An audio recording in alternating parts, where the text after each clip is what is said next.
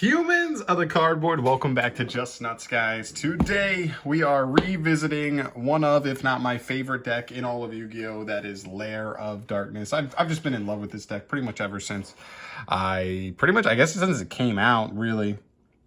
I remember back in the day I saw the one bubble, like YCS bubble list that played this card, and it got me so pumped that like it actually could do things that like were really like one win away from topping a YCS, and that would have been so crazy. And maybe one day we'll be on that level again, but you know, slowly and steadily. I mean, I would say the branded stuff definitely helps with that. That's why we're updating it here, now that the new branded structure deck is out. It does give a nice side engine, side win condition to this deck, and also has some really cool synergies as well. So without further ado, let's just get into this thing. Starting off with the main deck, I am still messing around with the Ties of the Brethren list. I do think the Ties of the Brethren list makes for a particularly powerful version with the branded stuff. So starting off with the level 3 Dark Fiends, 1 Lilith, or triple Lilith Lady of Lament, triple Tour Guide, 1 Alice, 1 Sangan, and 1 Skarm. This is your 9 monster lineup. It is what it is. I guess technically these 3 you don't really want to draw that often. But like if you draw Alice, it's kind of follow-up if you can at least get Lilith in rotation. If you draw Sangan or Skarm and like no other normal summons, then at least they're getting you value. You normal summon them, you link them off for Almirage, you get a search. Whoop-de freaking do, right? You make it happen. So really good. They all have really good value though. When you resolve Ties of the Brethren, you just get so much value with this particular kind of lineup. So really like this. And in this list particularly, like I had played a list similar to this, but prior to the branded stuff coming out, but like Tour Guide as a starter wasn't really doing enough for you, like 100%. But in this list, like just Tour Guide is going to get you either like the branded mirror. It's either going to get you Mirror Jade plus a hand trap, or it's going to get you Mirror Jade plus a follow-up. And I just think that's like actually really strong for like one card to get you. And I'll absolutely take that. So there you go. There's the level 3 Dark Fiend package for the Ties of the Brethren. Next up, of course, we play Triple Arima. We really want to find Lair. The deck's pretty dang consistent, getting us to Lilith. It could be better. Like I'm not fully satisfied. That is still, to this day, the #1 thing I always criticize Lair of Darkness for is like, it feels like the monster side of the deck doesn't get you to like Lair of Darkness. That part of the deck is just kind of cut out a little bit. They almost made it so that Alice could search Arima, and if it did, it would have made it so cool, because it meant with Ties of the, like just resolving Ties of the Brethren, meaning you could literally end on Lilith with Lair. But unfortunately, they kind of missed the boat on that synergy. But still, you do need to play Arima. You do need to find your way into Lair when you can. The 1 brick in the deck, I like this. I have cut the artifact engine from this list right now. Maybe in a different list where I'm not playing Ties of the Brethren, and you want to play just like more traps and more like other like side cards. You can afford to play it, but like it's another brick. That engine is really strong, but I do think this list just has so many different really powerful win conditions that you don't need to rely on that just as much. But yeah, you have to play the Albaz, 1 Ash, 1 Ogre, 1 Crow, finalizing the hand trap lineup here for monsters. The idea with these is that they're all searchable off of Sangan. Ash and Ogre just kind of like coveralls, like Ash particularly, but Ogre's good in a couple matchup specifically, just really good in the format. And then once you know you're playing against a deck that plays like DPE, being able to search DD Crow Sangan can actually just guarantee you a check to DPE. So I like maining it right now just because you're going to run into DPE if you play this format. So it's a nice card to have, just be able to search out. Like just doing a ties play lets you guarantee DD Crow. So even if your opponent's able to like make a DP into your board, you at least can punish them if you can ever get the DP into their grave, which you know, is what you want to do. You at least want to put the pressure on them that way. So that's it for the monster lineup there. Moving on to the spells. Triple Lair. This is going to be pretty basic, right? Triple Lair. You want to find this. I do think Terraforming is a little bit overkill. It is a little bit better because in this list we do play the Branded Fusion, and when you use Branded Fusion in this deck, you're usually discarding off of the Lubellion to do the second fusion. And when you do, like that, let's, you know, if you're going to open double copies of Lair and one's just kind of redundant, you pitch it. It's fine, which is kind of cool. Triple Ties of the Brethren, of course. and triple prosperity, because we really want to find these 3 cards. I mean, honestly, it's really funny that like Pot of Prosperities, particularly more than anything else in your entire deck, is really just trying to find one of these 3. The only time it's not is pretty much like if you have ties already, but not a level 3 Dark Fiend. Then it's trying to find a level 3 Dark Fiend, but at that point, you're going to dig 6 to find a 9 of in your deck, which is pretty easy to do, and we'll definitely take that. So really, really cool stuff. Like that a lot. Feels good. Like, I don't know. This is pretty, you know, compact, pretty succinct, and we just want to draw these. Brand Fusion is probably the single best starter we have in the deck.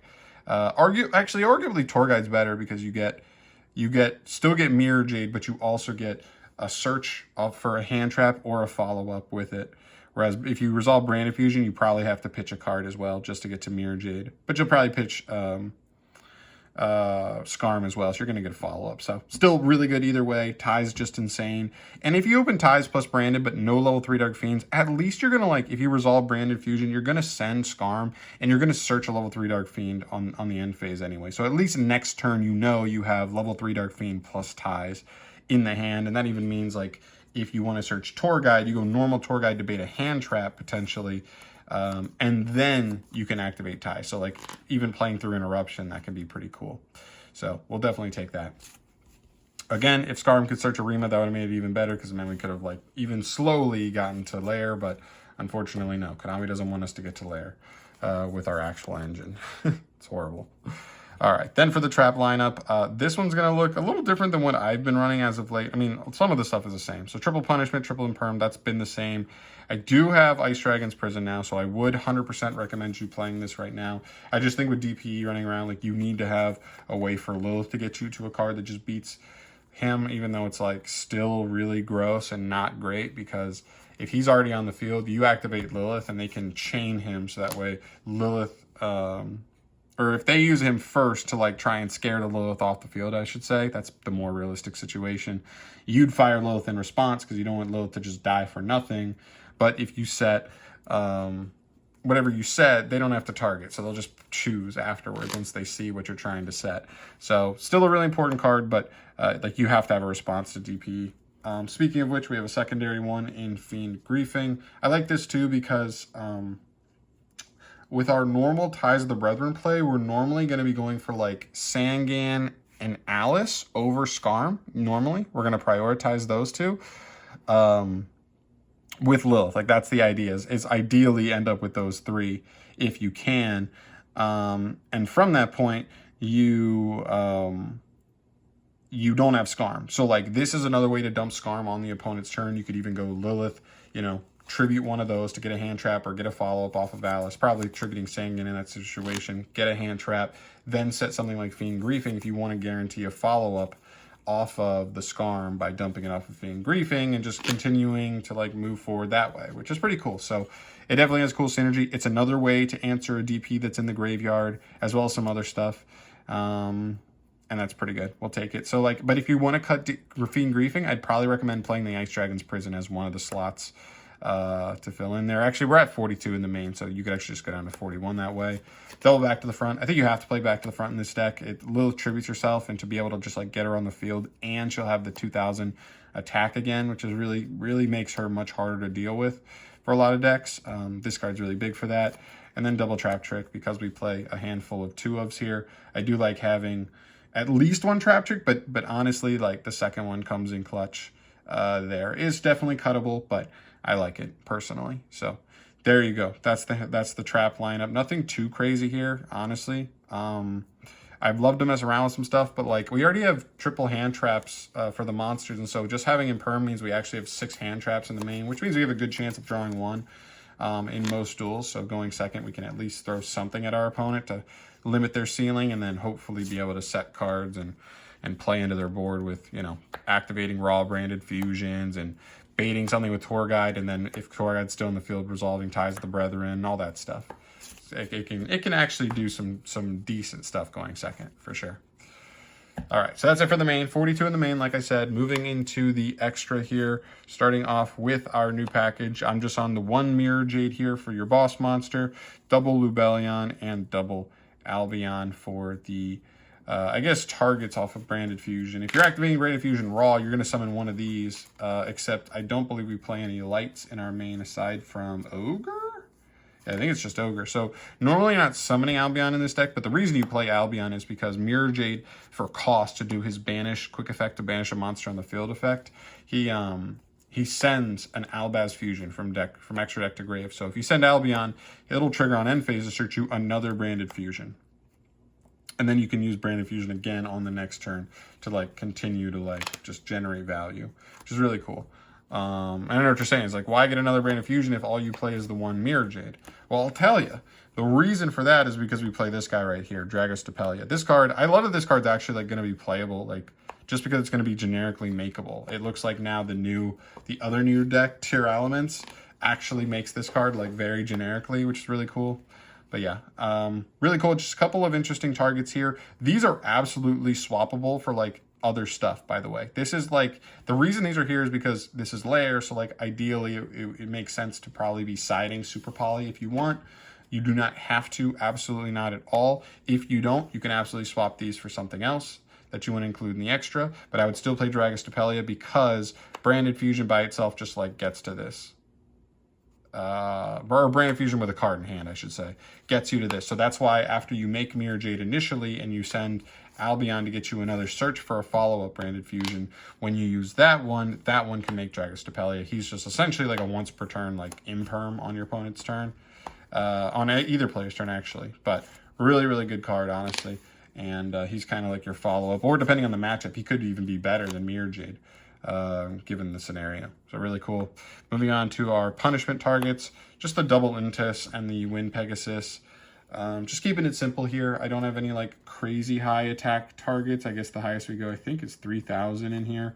Hopefully that's good enough for most scenarios, but these obviously adding the extra utility of an extra pop. It's why I think it's the best removal trap in the game, because not only is it a monster pop, but then it's potentially a back row pop as well, and it's in a new chain, so it can dodge, so it like works around certain things. Really is a great card. And then Wind Pegasus, you know, just for that extra value as well.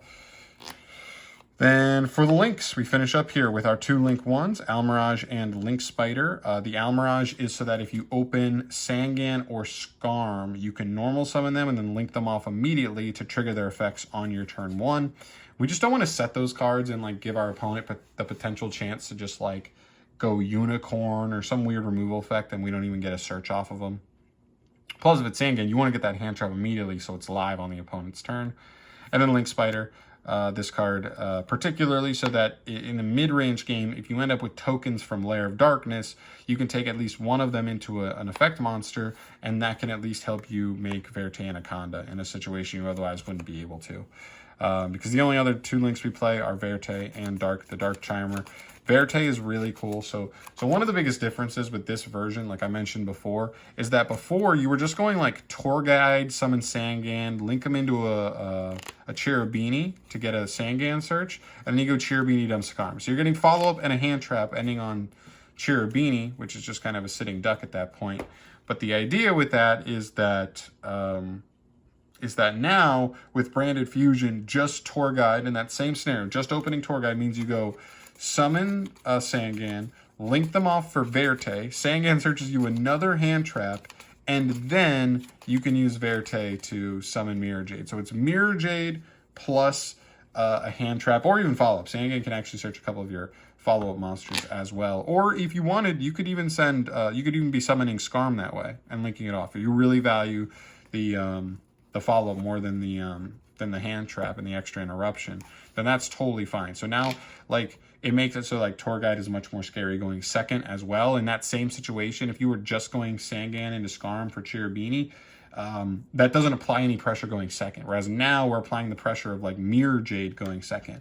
And it feels really nice to have like an actual like something that's like gonna actually have like an effect on the duel.